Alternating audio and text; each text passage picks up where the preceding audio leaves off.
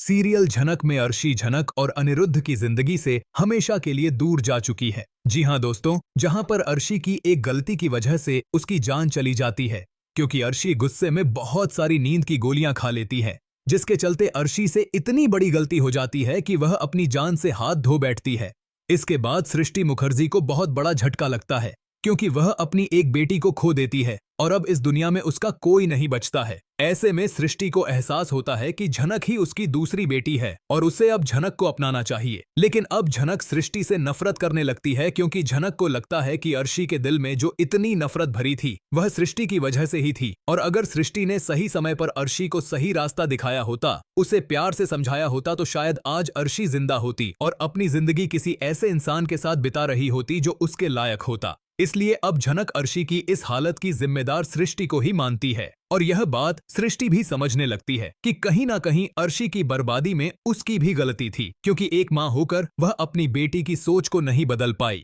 और उसी का नतीजा यह हुआ कि अर्शी ने अपनी जिंदगी खुद खत्म कर दी। इसलिए अब सृष्टि खुद को बहुत ज्यादा दोषी मानती है और अनिरुद्ध और झनक से कहते हुए नजर आती है कि अब अर्शी तो इस दुनिया में नहीं रही, मैं उसकी जिंदगी तो बर्बाद कर ही चुकी थी, लेकिन अब मैं अपनी दूसरी बेटी झनक को नहीं खोना चाहती। इसलिए वह दोनों की शादी करवाने की पूरी कोशिश करती है। लेकिन अनिरुद्ध और झनक साफ कह देते हैं कि हम दोनों शादी कर लेंगे, लेकिन आपको हमारे इस नए सफर में शामिल होने की जरूरत नहीं है, क्योंकि हमें आपसे कोई उम्मीद नहीं है और न ही आपकी माफी की जरूरत है। अब देखना ये होगा कि क्या सृष्टि अपने पापों का प्रायश्चित कर पाएगी, क्या झनक अपने अतीत को भुलाकर अनिरुद्ध के साथ जिंदगी की नई शुरुआत कर पाएगी, और क्या ये जोड़ी हर रुकावट को पार करके हमेशा के लिए एक हो पाएगी। जानने के लिए जुड़े रहिए सीरियल झनक के हर लेटेस्ट अपडेट के लिए।